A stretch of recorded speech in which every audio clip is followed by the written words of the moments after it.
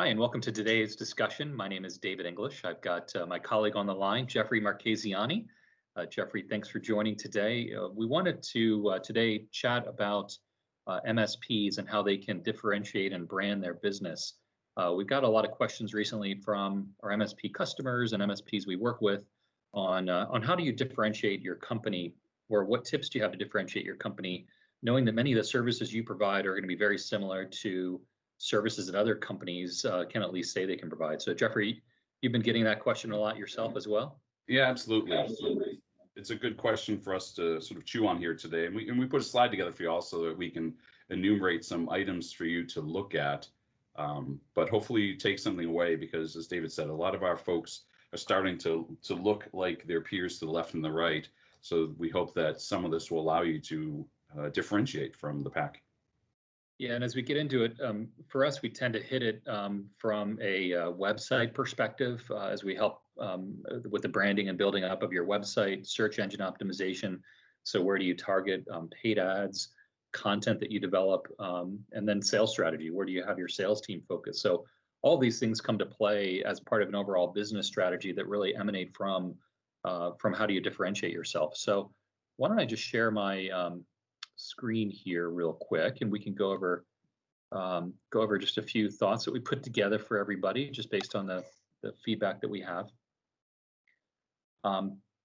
There are a lot of really interesting ways to differentiate yourself for MSPs, and we'll go through these. The one thing we didn't put on here, I didn't put cost.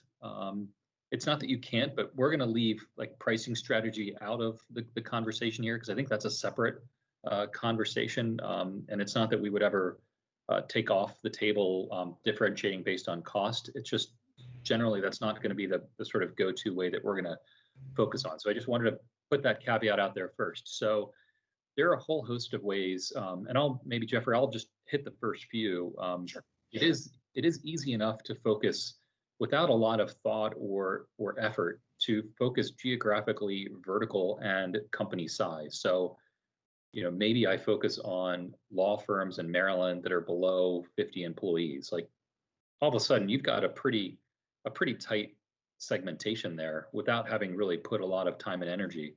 You can, by the way, pick several of these. So maybe I'm going to focus on law firms, and I'm going to focus on medical practices, and I'm going to focus on retail companies.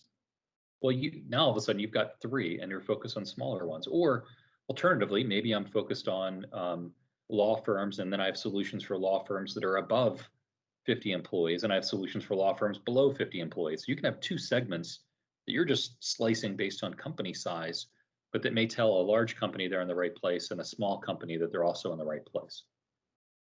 Yeah, and I'll take the next three, the people, Yep. because this is important for several reasons. And I'll put company culture as maybe an overlay here as well, and I'll explain that in a second. So the three sort of people items we have here is really your people are a differentiator. Like I've been caught saying to people of the past, like, hey, don't tell me your people are the difference because it's such a logical statement. But in today's world, especially as we're getting more niche and the customers do have particular specific needs, this actually is sort of having a reemergence, in my opinion, because if you can highlight, hey, here's our team, and as we say, we have certifications, hey, we have tenure and experience. That's a trust indicator. So if they're looking at you versus someone else, and you've been around for a long time, you've worked for some big names, your executives came from these companies that are in their industry, back to what David was saying, those are all trust indicators that, hey, if I hire them, they get me because they came from an insurance company or they came from a law firm, or wow, they've done this for a long time. So that gives me good trust indicators. So this is as they're getting to know you and start to form an opinion of your business and your individuals, those are great things. The second point there would be that people buy from people. They don't buy from businesses. They want to trust the business that they're buying from, and that's where we'll get into culture. But for the second point, people buy from people. So if you are able to represent your people in a human way, so it isn't just John or Jane Smith here are all the certifications. It's John or Jane Smith. Hey, they've done this, they've done this. And then, of course, you're saying they have years of experience and they have these certifications. Those things stand out, especially if somebody has some of the technology within their environment. That'll stand out. So number two is people buy from people. And then number three is the culture. Like, again, the culture is the sort of mass shared experience of all of your people.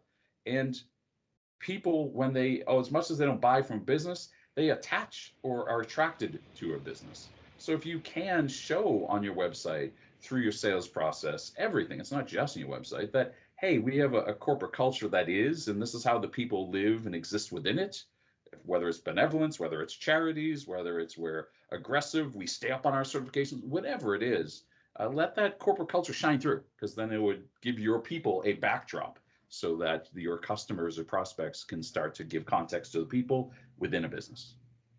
Yeah, no, great points, Jeffrey. And the only thing I would add on the people side of it is that every MSP is going to say our people are the best. So you have to back that up with back your segmentation up with proof points or facts. So, and again, if it's certifications, tenure, it can be tenure in the business, it can be tenure with your firm, ownership on in terms of the background. Having some facts behind it will help you out. On the technology side, that's another way to differentiate yourself, that you have expertise with certain technologies. So again, whether this is a particular cloud-based technology, particular applications. For example, if I'm focused on healthcare providers, I can show that I've got levels of expertise around healthcare regulations. If I'm in financial services, I understand banking regulations and the technologies that those companies utilize. And that can also include partnerships. So if you do have really good partnerships in some of these areas, that you've obtained some level of partner certification from different technology providers, that's another very good way of differentiating yourself. And then the use cases and the reference accounts, I'm sort of going to put together, even though they're separated here. Just as much as I'm saying, hey, people are going to show, hey, I trust them, they've done this before. This is it. Show them that they've done it before. Use cases and references are going to have two different sort of trust indicators. Use cases are going to allow the person to say, hey, that's my problem. Wow, they've dealt with my problem, and then here's how we did it. So they're going to be able to attach and sort of create that personal, like, whoa, that's my problem. Let me figure out how they remedied it. And the trust indicator, oh, this means that they understand me and they've worked through my specific, like David said, if it's a specific part of an industry.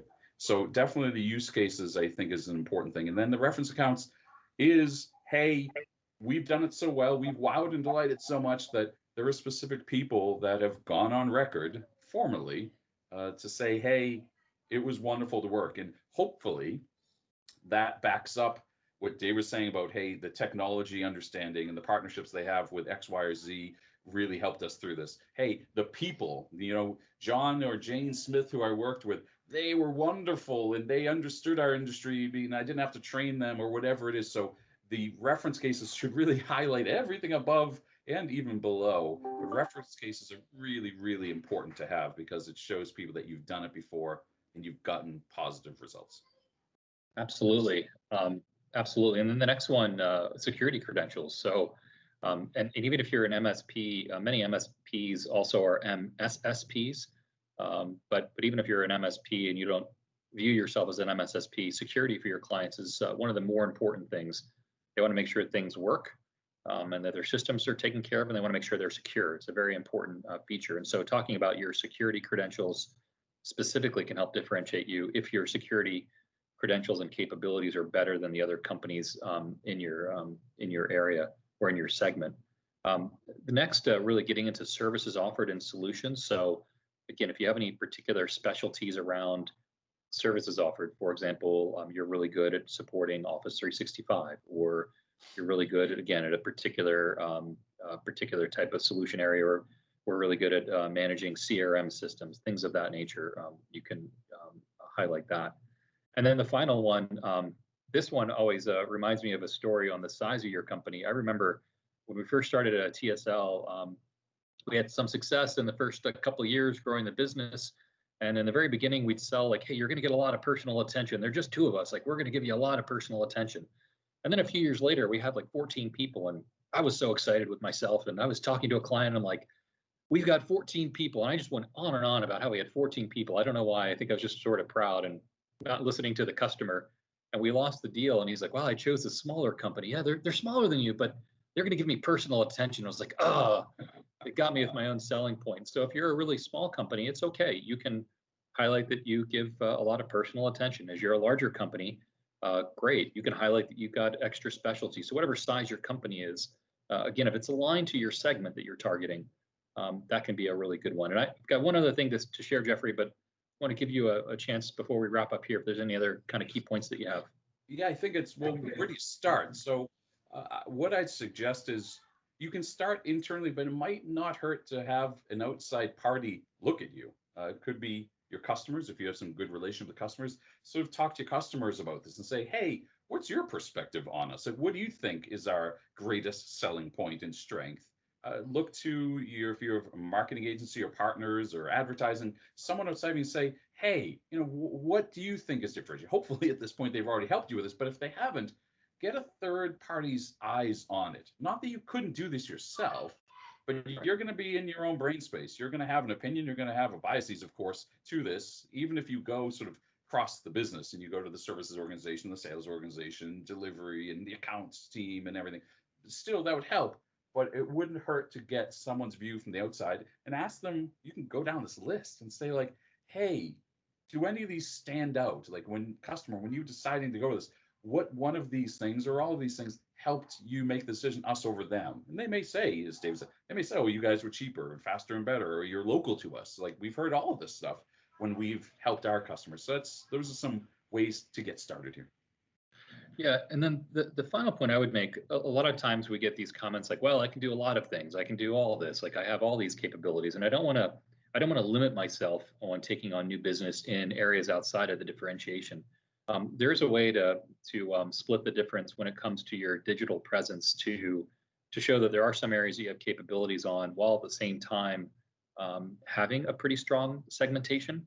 And that can partly be based on we may have a few segments on our site, and we may position our site such that we show a broader set of capabilities, but we really invest heavily in building content and our sales efforts around these areas of segmentation. So that way, when a referral comes in, great, they feel like they're in the right place. But your proactive efforts, you're very much focused on an area in which you can show that you're one of, if not the only firm, one of just a few firms that can say what you say to that part of the market.